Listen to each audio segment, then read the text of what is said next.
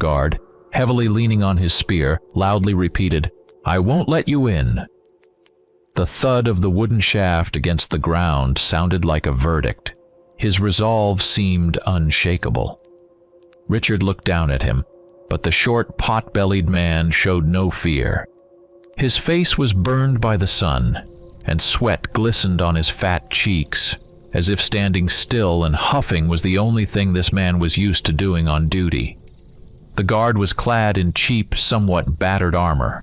His chest plate, already darkened with time and covered in small scratches, and an old helmet on his head that seemed like it no longer served its purpose. His belly hung over his belt, as if it could burst it at any moment. Richard knew this type well. Power always went to their heads, corrupting them and making them cruel. He had seen this kind back in his own city. Knights who held their positions permanently, never trying to rise above them, bullying common folk. This guard was one of them. A petty tyrant, smug and power-hungry. Beside him stood another guard, young, nervous, but determined. His eyes, though a bit fearful, showed uncertainty, but he too held his spear, relying on the elder for support. His armor was slightly better, not yet so worn, though his knee guards were already showing the first signs of rust. His face was pale and his gaze tense. He clearly wasn't used to situations like this, but he stood his ground nonetheless. "Are you really not going to let a blind old man through?" Balthazar addressed the guard, his tone calm but with a hint of hidden exhaustion. The old man, hunched and blind, seemed the embodiment of frailty, yet the guard didn't even flinch. "I was ordered not to let anyone through," barked the guard, lifting his head proudly as if his words were law. "Even if the king himself shows up, I won't let him in," he added, clearly overstepping his authority. Richard frowned. His urge to use force grew stronger, but Balthazar, sensing his intentions, quietly touched his arm and whispered, "Look at the walls." Richard raised his gaze and saw numerous arrow slits in the fortress walls, behind which archers and mages were concealed. Each one was ready to strike at a moment's notice. It became clear attacking the guard would be disastrous. Arrows and spells would rain down on them, and their group would be wiped out. He clenched his teeth and stepped back, realizing that brute force wouldn't win the day. Instead, he glanced at his companions and the people he had led here. His group was made up of many, ranging from weary peasants to those known as the forest folk. These were people who had lost their homes when darkness enveloped their lands, their scorched villages, consumed by the dark woods, all that was left behind. Richard was leading them north, hoping to find refuge. Along the way, dozens had joined them. Each step added new refugees, and by the time they reached the fortress, a vast caravan trailed behind them. People, animals, carts, carrying the remnants of their belongings.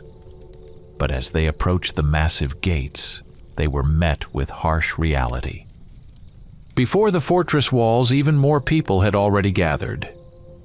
They came from all corners of the province, with different stories of pain and suffering. Yet they all shared the same fate. None could enter. The fortress walls, built centuries ago to protect against monsters, now stood as a symbol of exclusion.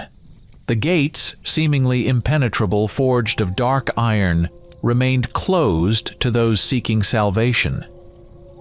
"How dare they shut the gates to those in need of help?" Agna muttered, her voice trembling with anger. "How can they leave these people to die? There's something wrong here." Her eyes shot daggers at the guards, and Richard nodded in agreement. "We need to find a way inside and figure out what's going on," he said. As soon as the words left his mouth, a man approached them. Short and lean, with sharp features, he kept to the shadows as if afraid of being seen. His eyes gleamed with cunning, and a strange, conspiratorial smile played on his lips. dressed in a tattered cloak that concealed his wiry frame. He looked as if he could vanish at any moment, like a rat slipping into dark corners. "Looking for a way in," he whispered, leaning slightly toward them. "I think I have just what you need." Richard exchanged glances with Agna and Balthazar, then nodded to the stranger. Deciding to follow him, they slipped behind the trees, away from the watchful eyes of the guards and refugees. The man stopped in the shadow of an ancient oak, turning sharply. His eyes gleamed and a sly smile spread across his narrow lips. "My name is Calder," he introduced himself, bowing his head in a casual greeting. "I happen to overhear your conversation."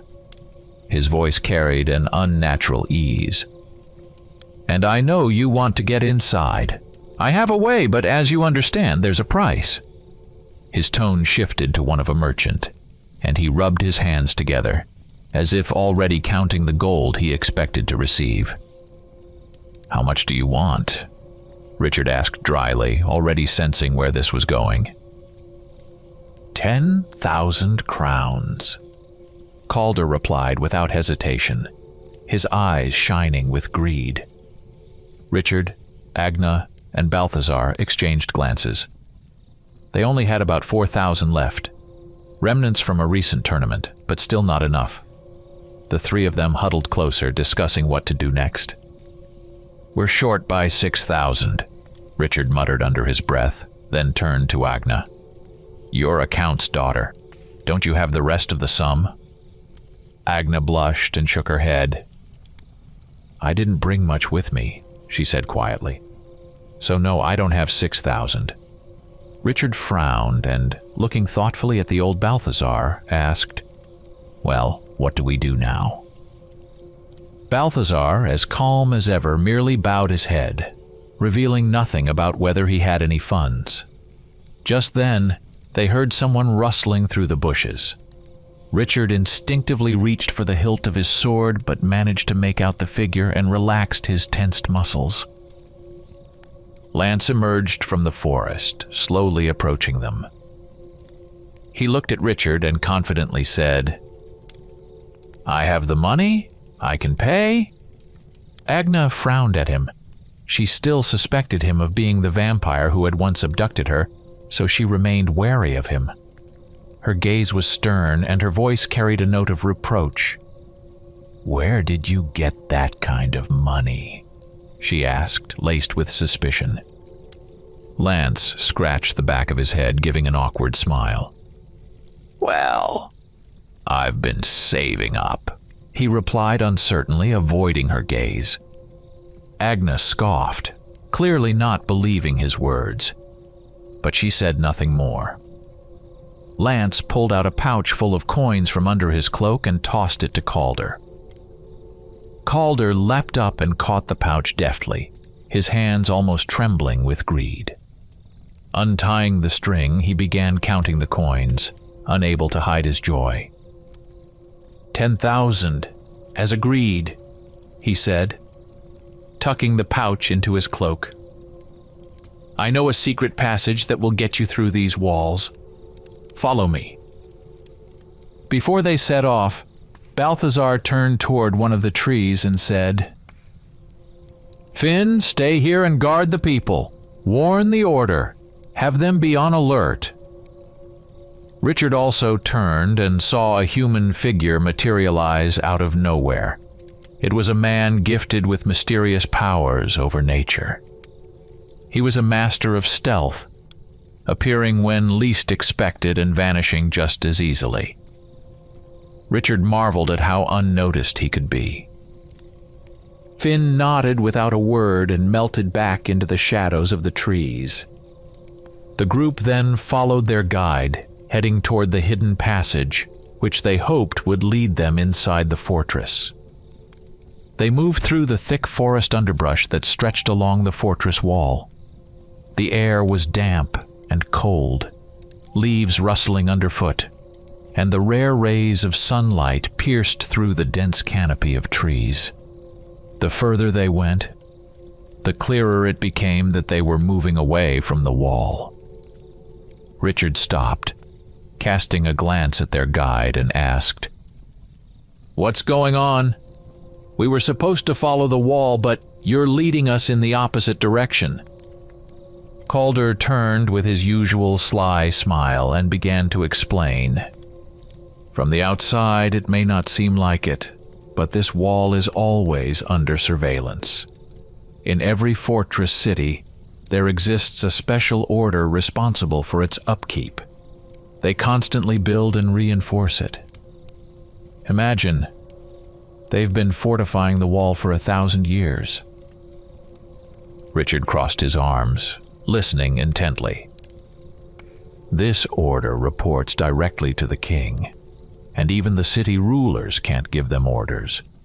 They monitor everything outside, and if anyone approaches the wall or starts digging, they'll be detected immediately. But I found an ancient secret passage that leads underground. Only I know about it, but to be honest, it's pretty dangerous. When I first used it, I could sense that something was lurking down there, so you'll need to be on guard as you go through." "How many times have you gone through it?" Richard asked, skepticism clear in his voice. Calder scratched the back of his head sheepishly and replied, "Well, just once. I used it to get out of the fortress, and here I am." The group exchanged glances, their expressions betraying a hint of despair. Without saying anything, they decided to continue following Calder, understanding they had no other options. Soon they found themselves in a thick thicket, where a stone slab, hidden from any casual observer, lay before them. Calder approached the slab and tried to move it, but he struggled. Richard had to step in to help. With ease, he shifted the stone, revealing an entrance to a dark underground passage. Below them, a steep spiral staircase descended deep into the earth. "There it is," Calder said, pointing to the dark descent. "Follow it, and you'll find yourselves inside the city." "And you? You're not coming with us?" Richard asked, eyeing the guide suspiciously. Calder shook his head, his eyes glinting in the shadows. "I have business here. Go on. Don't worry. You won't get lost." Agna, sensing something off, frowned. "Didn't you promise to guide us?" Her voice was full of irritation. Calder shrugged with a carefree smile. "I said I'd show you the way, not that I'd lead you all the way through." Agna narrowed her eyes, her distrust only growing. "You're hiding something, aren't you?" she asked sharply. Calder raised his hands in mock helplessness. "I'm a weak man. Could I really make it through if this path were truly dangerous? Besides, you've got a giant knight with you who can handle any threat." His eyes sparkled again, as if it wasn't just a compliment, but an attempt to dodge further questioning. Richard gritted his teeth, but found nothing to say. Deep down, he felt that Calder wasn't telling the whole truth, but they didn't have time to argue. They hadn't come here for disputes. Raising his hand, Richard conjured a glowing orb of magic, illuminating the dark entrance. The staircase disappeared into the depths of the darkness below. "Stay on your guard," he whispered to his companions, and they began their descent into the unknown, step by step sinking deeper into the gloom of the underground. They cautiously descended the spiral staircase, dimly lit by the glowing orb of magic Richard had conjured. The damp walls were cold to the touch, and every step echoed through the narrow space. The staircase spiraled downward, twisting like a snake, taking them deeper into the subterranean depths. The smell of earth and decay grew stronger with each step, and the air became thicker, wrapping around their lungs like a heavy shroud. When they finally reached the bottom of the stairs, Richard raised the glowing orb higher to illuminate the path ahead. In front of them was a narrow passage, its ceiling so low that Richard had to stoop to pass through.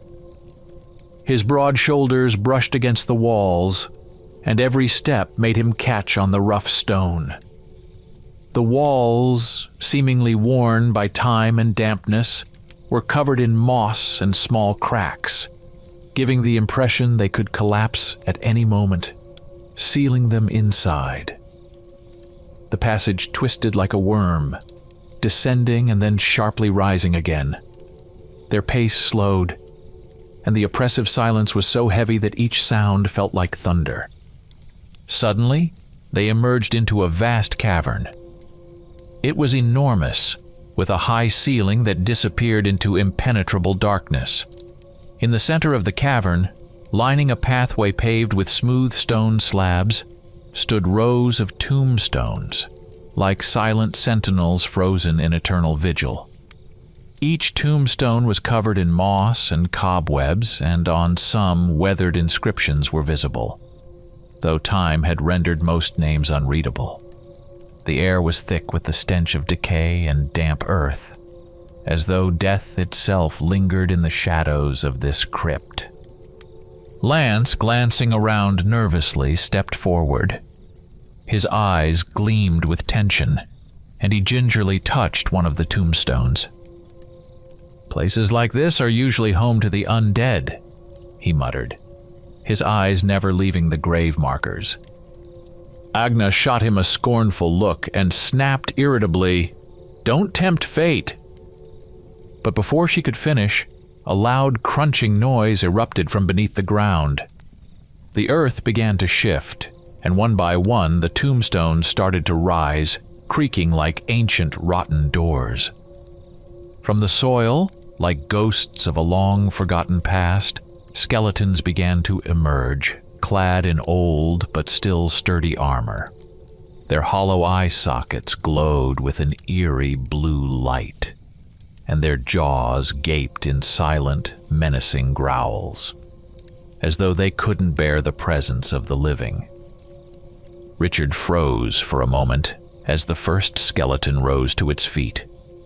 Without speaking, the group turned their heads toward Agna, throwing accusatory glances her way. "What? This is all Lance's fault!" she exclaimed, stepping back and drawing her sword. But it was too late for arguments.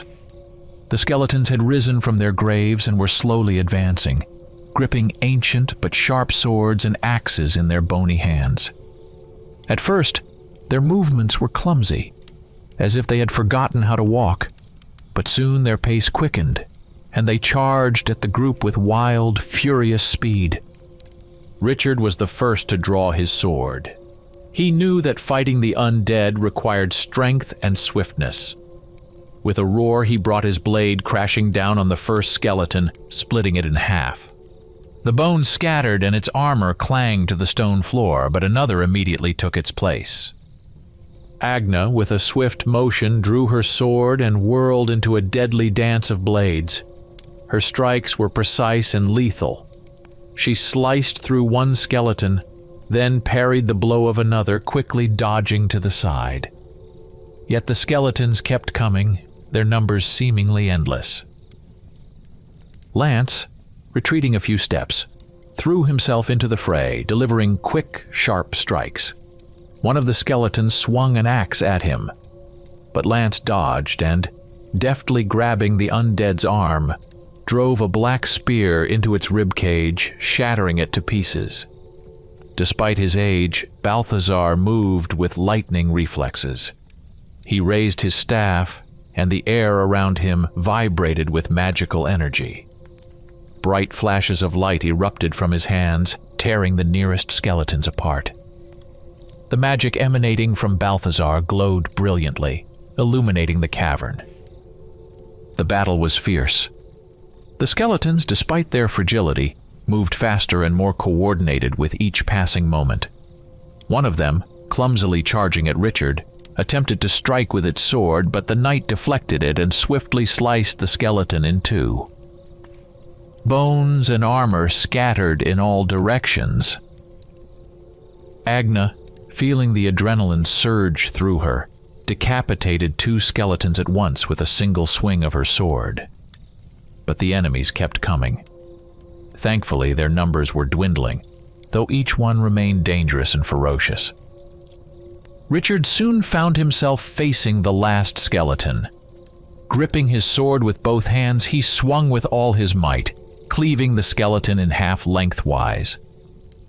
The bones clattered to the stones, and the eerie blue glow in its eye sockets faded away.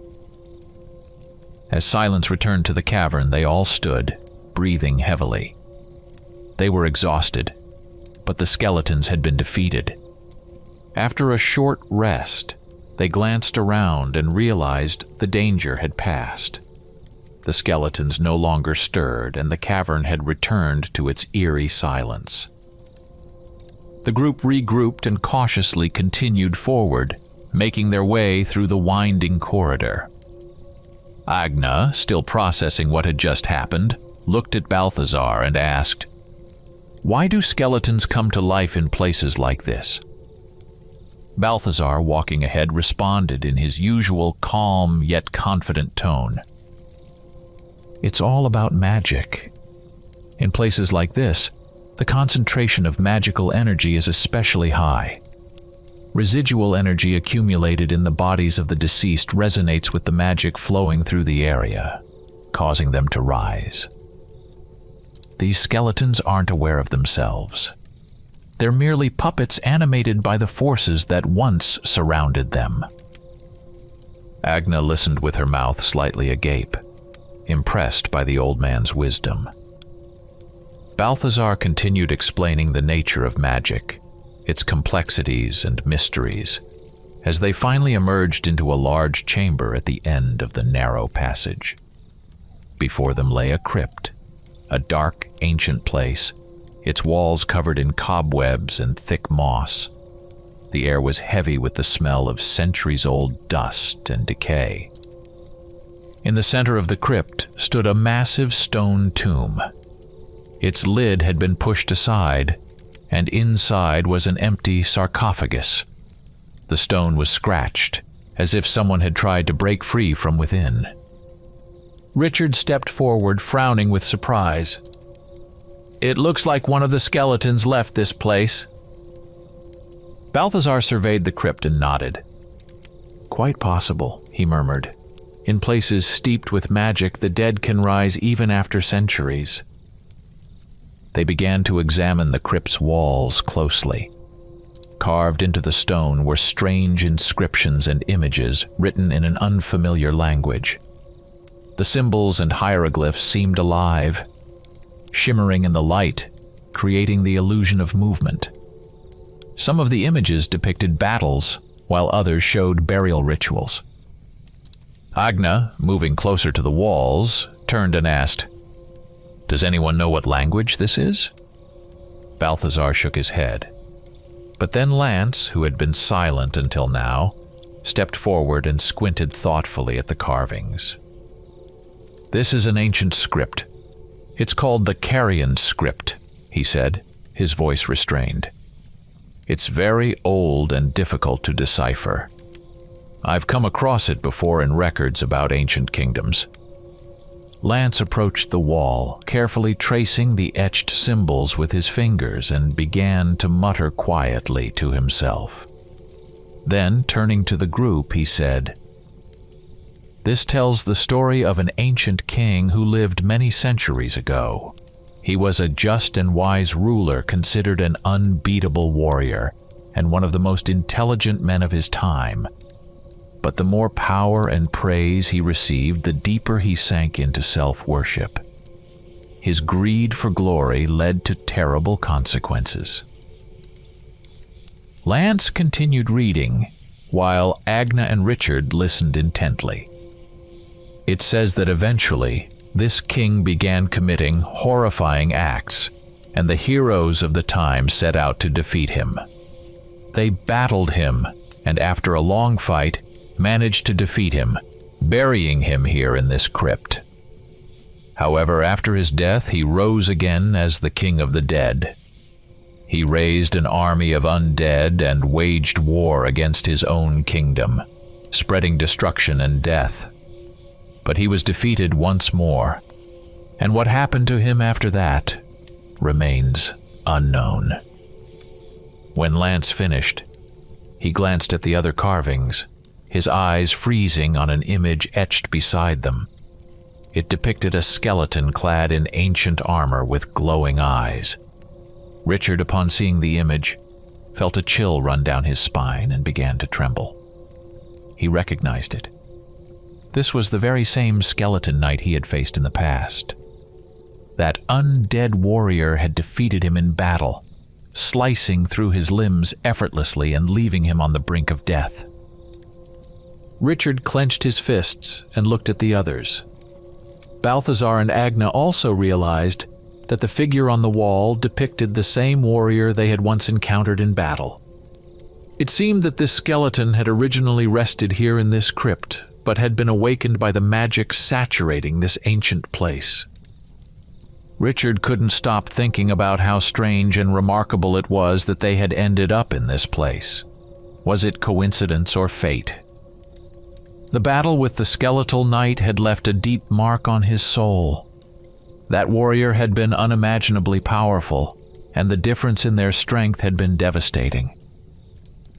Richard felt this, realizing he lacked the power to face such an opponent on equal footing.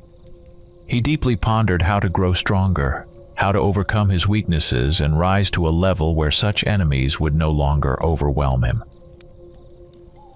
After surveying the area one last time, they continued their journey. The corridor narrowed once more, returning to the shape of a cave, as if this passage was a closely guarded secret. The walls around them grew damper, and the stones beneath their feet became slick with moisture. They walked in silence, their focus sharp, sensing the weight of the ancient place through which they traveled. After about 20 minutes of walking, they came upon another spiral staircase. It was narrow and cold to the touch, the stone emitting a bone-chilling cold, and each step echoed dully in the walls of this ancient place. As they ascended, Richard was the first to reach the top, and with effort, he pushed aside a heavy stone slab. It moved slowly with an ominous creak, revealing the exit. When he cautiously peeked out, he saw that they had emerged in the middle of a cemetery. It was small, framed by old, blackened trees whose roots had dug deep into the ground, almost embracing the gravestones. The slab they had come through was part of a gravestone, carefully disguised, hiding the entrance to the underground passage. Calder knew exactly what he was doing, Agna muttered as they climbed out. He must have been a tomb raider if he could find a place like this. Richard looked around. The cemetery was quiet, somber. Rows of gravestones stretched into the distance, standing as silent witnesses to whatever had transpired here for centuries. A faint breeze rustled the dead leaves, and the heavy silence was broken only by the occasional whisper of the trees. They quickly left the cemetery and headed for the exit, where an old iron fence marked the boundary, beyond which the road began. A dirt road, sparsely paved with stones, stretched alongside the fields that extended toward the horizon. The city they were headed to loomed in the distance, and the fortress walls rose in the distance, standing like a sentinel guarding these lands. Between them and the city lay fields, green and well-kept, with the occasional farmhouse tucked behind groves of trees. It made sense. Those walls protected not only the people, but also the fertile lands that sustained life in this harsh region. In the shadow of those walls, the fortunate to live within the city's protection toiled and thrived. The group moved along the road, which wound through the shade of trees and then opened onto more exposed sections. The ground beneath their feet was firm and well-trodden. with the marks of carts and horses indicating the frequent passage of merchants and farmers. Soon, they emerged onto a broad road that led to the first houses of the city. The road was bustling with activity. Carts loaded with goods passed by, their drivers casting curious glances at the group. Richard in particular stood out. Despite being wrapped in a cloak, glimpses of his armor occasionally shone through the folds of fabric, gleaming in the sunlight. His massive figure drew the attention of farmers and traders alike, though none dared approach or question the identity of the mysterious warrior. The group soon entered the city, where the streets teemed with people. It was a noisy, vibrant town with narrow alleys and old stone houses topped with tiled roofs that overhung the walkways.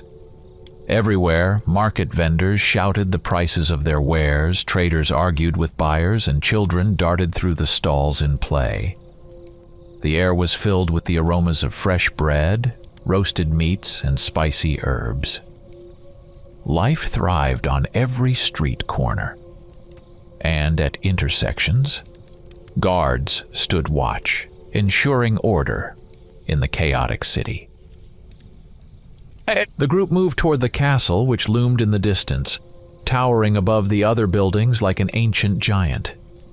Its formidable walls and tall towers were visible from everywhere, a constant reminder of the power and authority of the city's ruler. As they made their way through the busy crowd, passing by the lively marketplace, their attention was drawn to a scene unfolding in a nearby alley, where there were fewer people. A group of rough-looking men, likely local thugs, had surrounded a young boy of about 14. The boy was dressed richly, his clothing indicating he was the son of a nobleman. The thugs were acting aggressively, apparently demanding something from him. Agna couldn't ignore such injustice. She stopped and told the others to wait before walking toward the thugs. As she approached, she asked, "What's going on here?" The thugs, seeing her, laughed and responded crudely. "Get lost, girl. This doesn't concern you." Without saying another word, Agna reached for her sword, clearly prepared for a fight. But before the situation could escalate, Richard stepped up behind her. The thugs, noticing his imposing figure and the glint of armor, paled immediately. Without waiting for him to speak, they bolted, disappearing into the crowd in seconds. The young boy, whom they had surrounded, looked at his saviors in surprise. He stepped forward and bowed politely. "Thank you. You saved me." His voice was young but courteous and confident. "My name is Tyrion. I'm the son of one of the local nobles." He was a slender youth with fine features, light brown hair neatly styled, and bright eyes that reflected intelligence and nobility. His rich attire, a blue doublet embroidered with gold and fine leather boots, further confirmed his noble status. Richard waved it off, as if dismissing the importance of the incident, and told his companions to keep moving. However, Tyrion didn't fall behind. He quickly caught up to them, and with clear interest asked, "Where are you headed?" Agna, turning back, replied, "We're going to the palace." Tyrion shook his head. "To the palace? It's not that easy to get in. The guards aren't likely to let you through." They all exchanged glances, realizing the boy was right. Then Tyrion, with a mischievous smile, added, "I know a way to get in unnoticed." His words made them stop and think. Richard looked at the boy skeptically, remembering how not long ago they had trusted a mysterious guide, and it had led them into dangerous catacombs. "And why would you help us? What's in it for you?" Richard asked, looking Tyrion straight in the eye. The young noble merely shrugged and answered calmly, "You saved me. Those thugs would have beaten the sense out of me.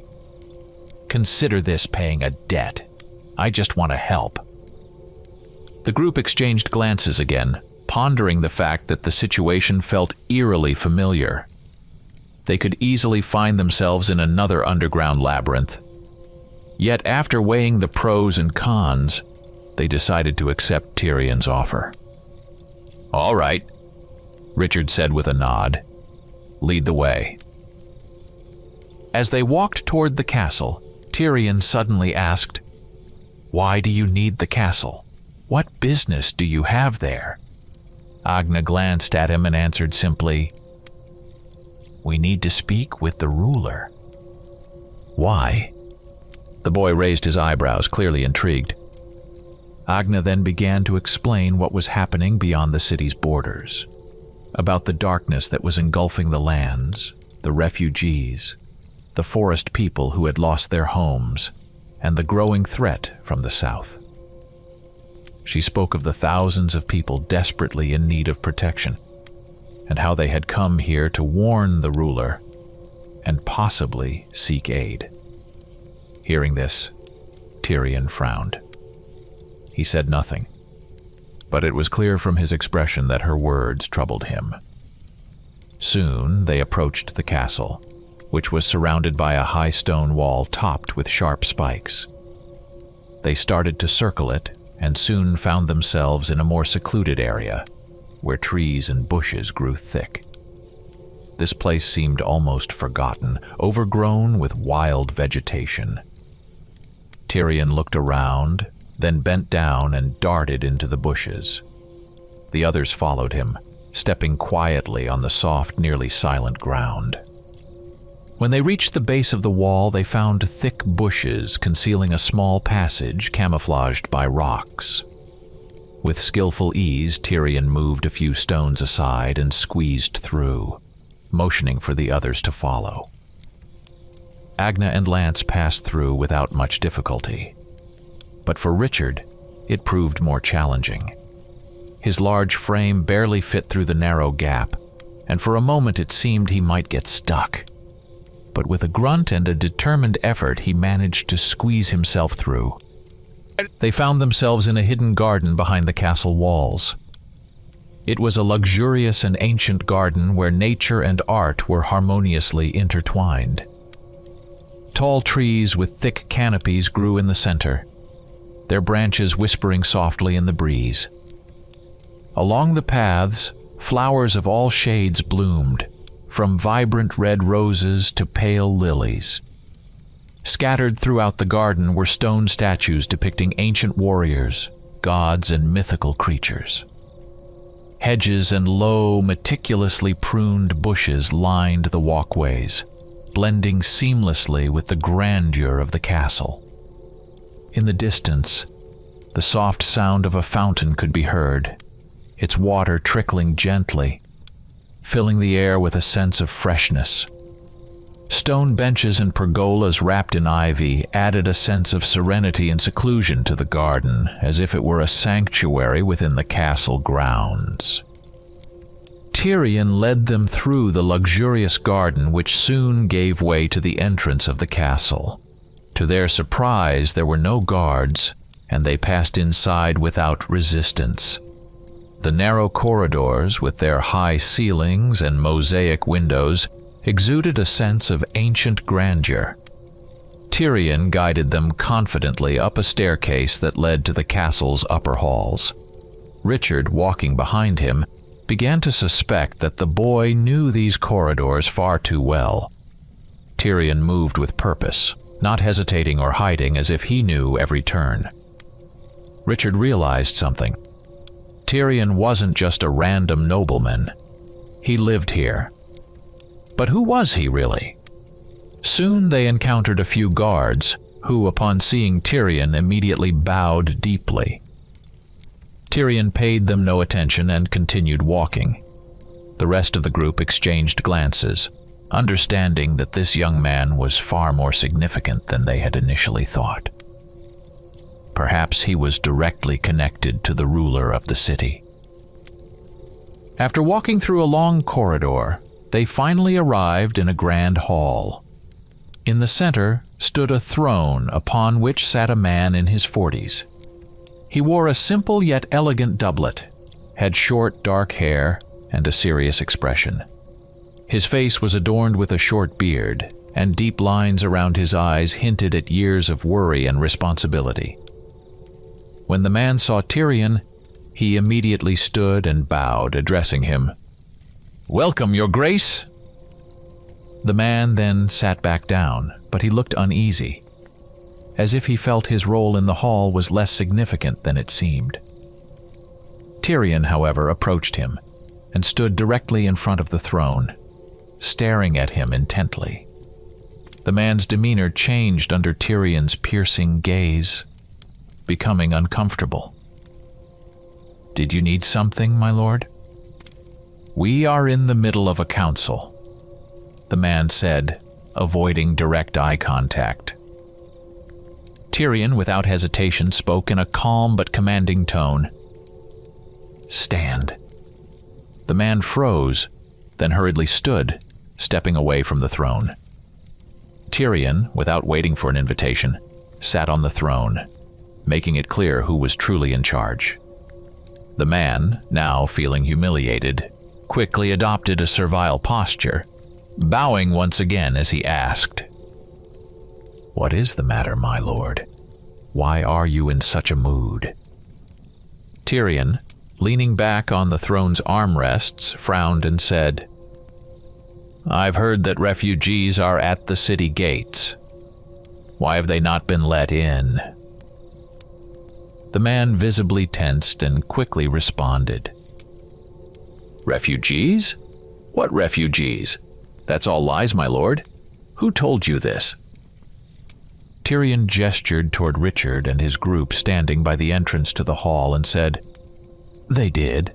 They were there and saw it with their own eyes. Are you calling them liars?"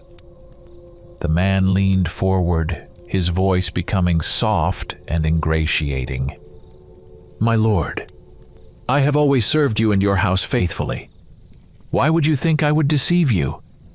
These people, I believe, are imposters. They're here to take something from you.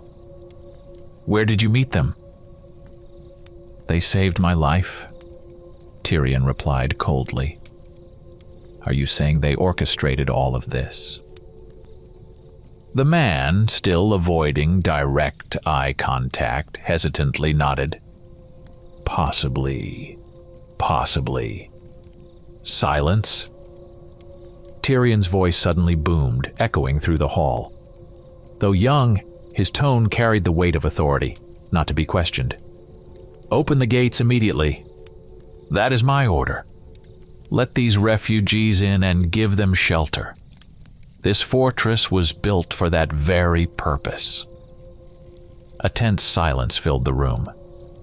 People glanced around nervously, afraid to intervene, but then the man who had been cowering moments before suddenly straightened. His face changed, and the fear in his eyes vanished. He spoke in a steady voice, completely different from before. "I cannot obey that order." Tyrion narrowed his eyes, his expression turning dangerous. "You dare defy my command? Do you wish to end up in the dungeon?" But the man seemed unfazed by the threat. He glanced around the hall and, to everyone's shock, shouted, "Guards, arrest the Duke!" The doors to the hall flew open and armed guards rushed in. Richard was stunned by how quickly events unfolded. In the blink of an eye, they found themselves surrounded, and the tension reached its peak. There was only one thing left to do: draw his sword and prepare to fight. The guards flooded the hall, their numbers growing. Richard was ready to engage when suddenly the sound of a horn echoed through the room. With sudden force, a group of people clad in black armor, marked with a golden symbol of a tower on their chests, stormed into the hall. They moved swiftly and in unison, their swords gleaming in the torchlight. These warriors were either mercenaries or knights of a special order. They attacked the guards, engaging them in fierce combat. Their movements were precise, their strikes accurate, and despite being outnumbered, the knights with golden towers quickly gained the upper hand. Soon, Those who had been defending the conspirators began to surrender one by one, throwing their weapons onto the stone floor of the hall.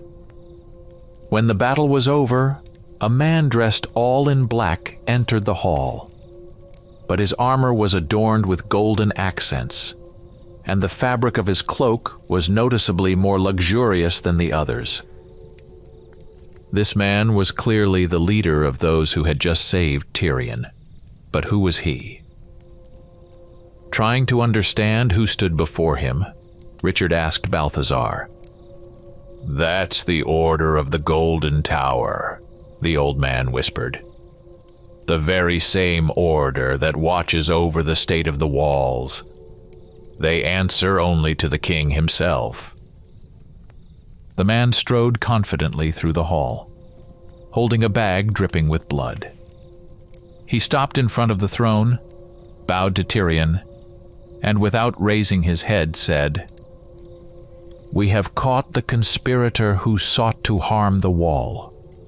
From him, we learned of the treachery of your advisor, Lord Aemir."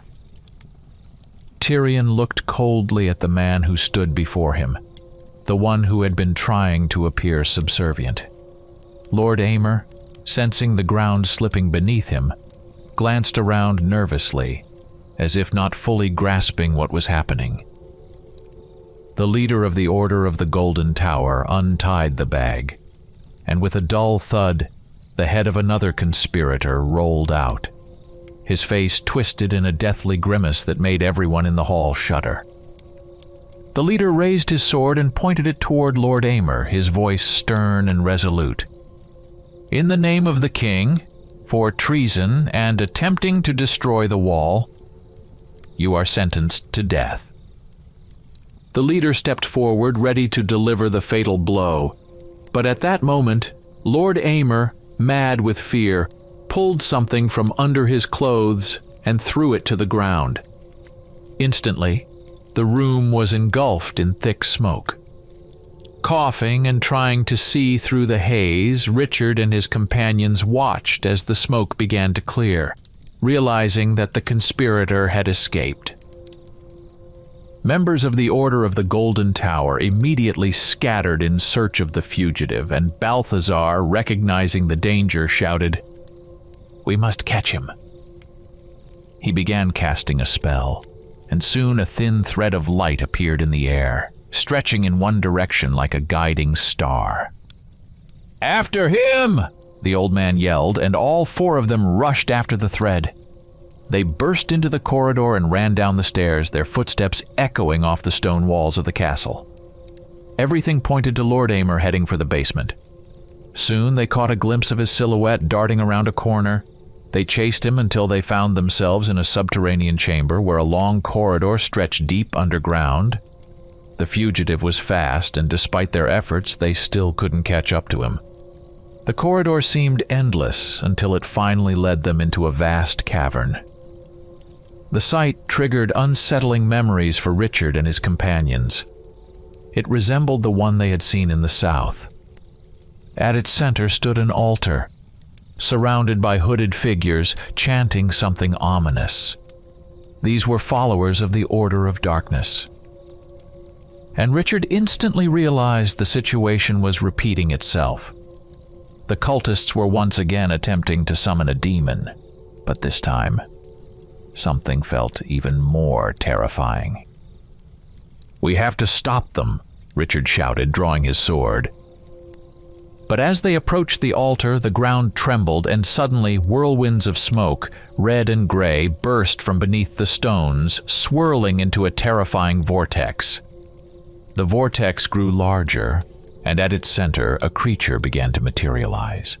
Before them appeared a giant worm, but not an ordinary one. Its body was covered in black, metal-like skin that gleamed and bore hideous scars and markings, as if from ancient battles.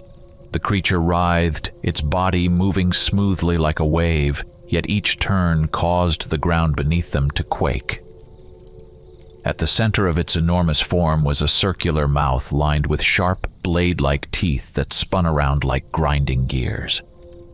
From the depths of that maw came a drawn-out, malevolent hiss, as though it emerged from the bowels of hell. The beast had no eyes, but its head was studded with spikes and crystals emitting a red glow. The smoke swirled menacingly around the creature, adding to the eerie atmosphere. This monster seemed born from the very essence of darkness, pain, and fear. The creature, just summoned by the cultists, suddenly lunged at them, consuming those who had called it forth in one monstrous and swift movement. Everyone in the chamber stood in shock and horror, watching as the giant worm let out a piercing screech that made their ears ring. It then barreled toward the far side of the cavern, tearing a massive hole in the wall with its enormous body, and began to escape into the unknown. "That demon just devoured Amer," Balthazar whispered, exhaling heavily. Richard gripped the hilt of his sword tightly, knowing that they stood little chance against this creature with ordinary means.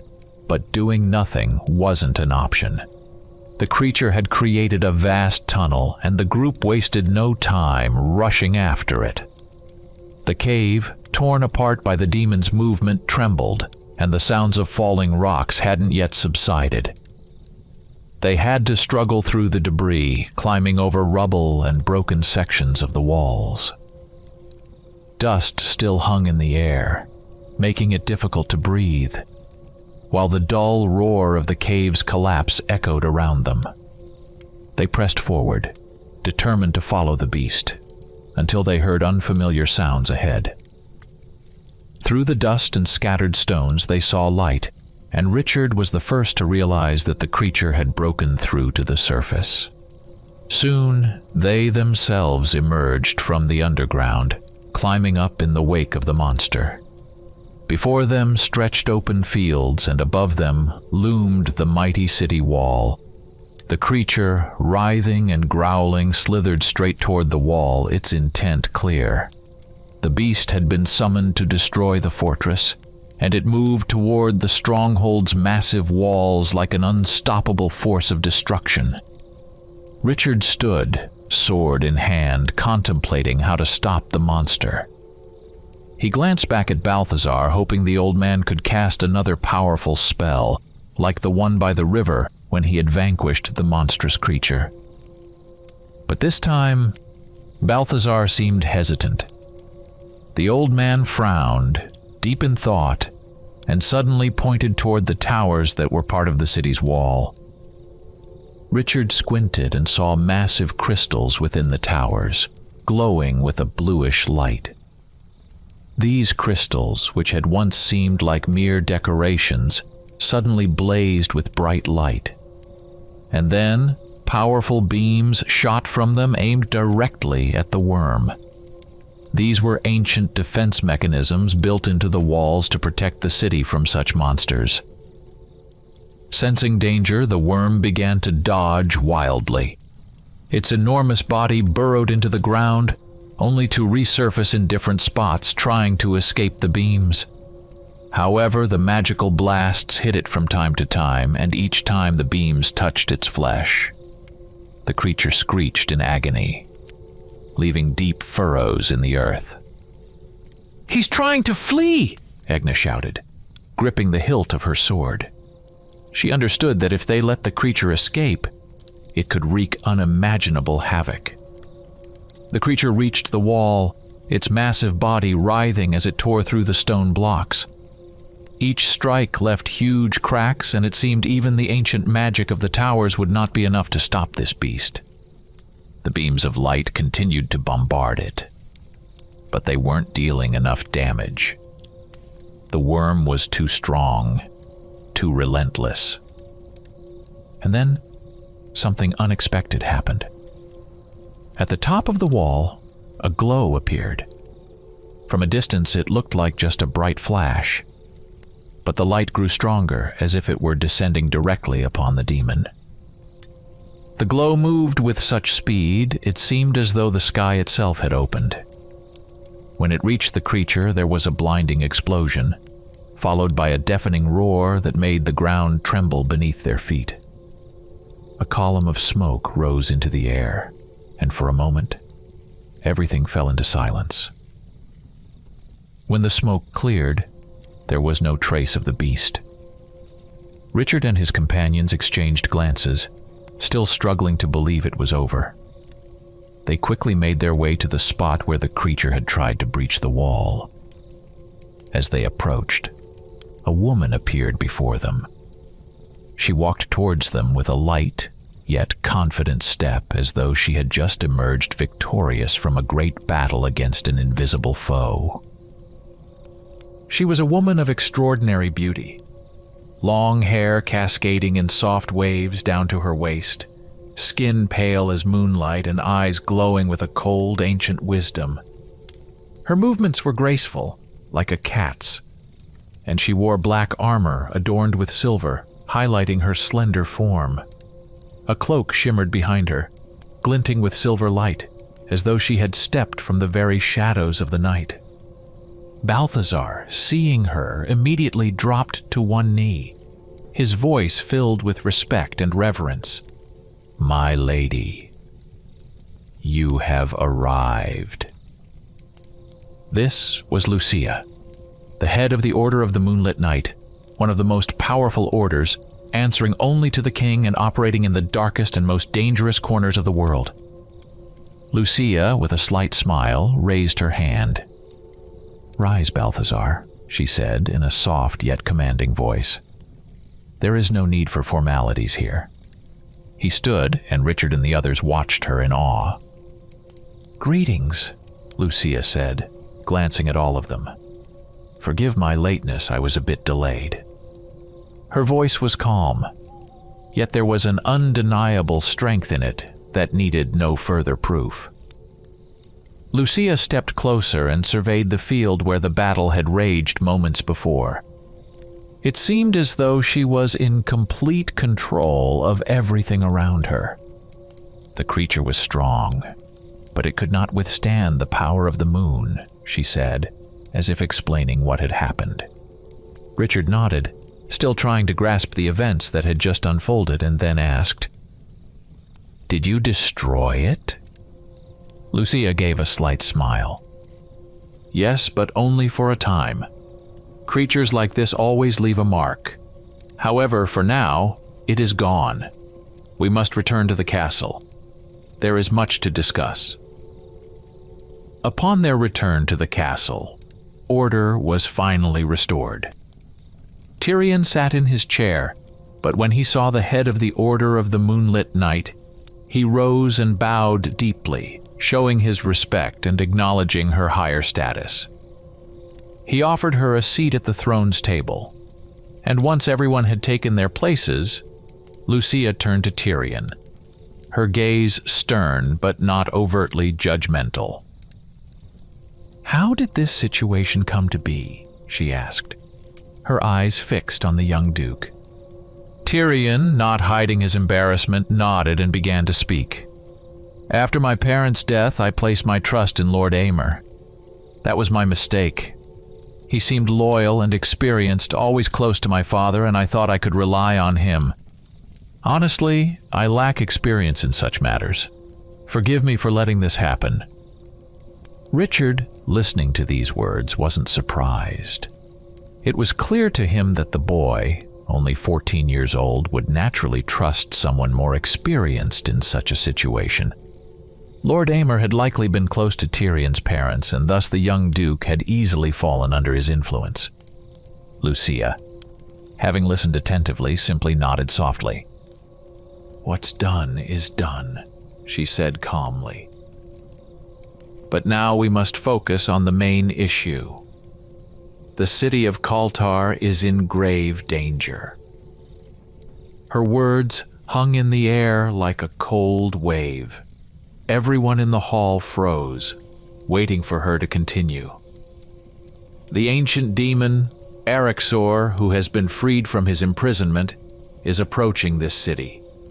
He destroys everything in his path, plunging lands into darkness and death. This demon moves slowly, but without stopping, and will reach here in 2 months. It's no surprise that your enemies sought to weaken the city's defenses, but even these walls, strong as they are, will not stop him. We must act, and act quickly." A heavy silence fell over the hall. Everyone present, including Richard and his group, grasped the scale of the threat. This demon was far more dangerous than anything they had faced before, and mere defense of the city would not be enough to save them. Lucia turned to Richard, her gaze filled with determination. "You must continue your journey and find a dragon named Faeltar," she said, handing him a rolled-up map. "From him, you will obtain a sword. But that's not all. You will also need to meet a legendary figure known as Elheim. He is the only one who can help us defeat Erexor. If he does not lend his aid, Kaltar will fall." Richard nodded, ready to accept the responsibility of this mission. "Finn and Lance will go with you," Lucia added, her eyes shifting to the young hero. "You don't mind, do you?" she asked Lance, her gaze assessing him. Lance smirked and gave a slight bow. "Of course not. Sounds like fun," he replied with casual confidence. Lucia ignored his light tone and continued. "Balthazar and Agna will come with me to the capital. For some reason, my messages have not reached there, and it's likely that the enemy has already infiltrated the king's court. Darkness is engulfing the southern lands, and it's time to issue the last day call and save the people." No one objected. Tyrion was instructed to prepare for battle, to organize his forces and fortify the city. After that, they headed toward the castle gates. It seemed the gates had already been opened, as a column of people began approaching the city. Richard spotted a familiar figure among them. His dog, Enzio, whom they had left outside the fortress earlier, was now joyfully running toward his master, wagging his tail. Behind him walked a giant bear, with Finn calmly riding atop it, as composed and confident as ever. When everyone had gathered, Balthazar stepped toward Richard, his eyes glowing with wisdom and sadness. "Well, Richard," he said warmly, "it seems our paths are parting, but I'm sure we will meet again. Take care of yourself, and know that I believe in you." Richard didn't know what to say.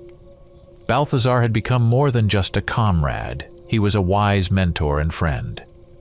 But before he could reply, Agna approached him and hugged him tightly, though with restraint. "Take care," she whispered.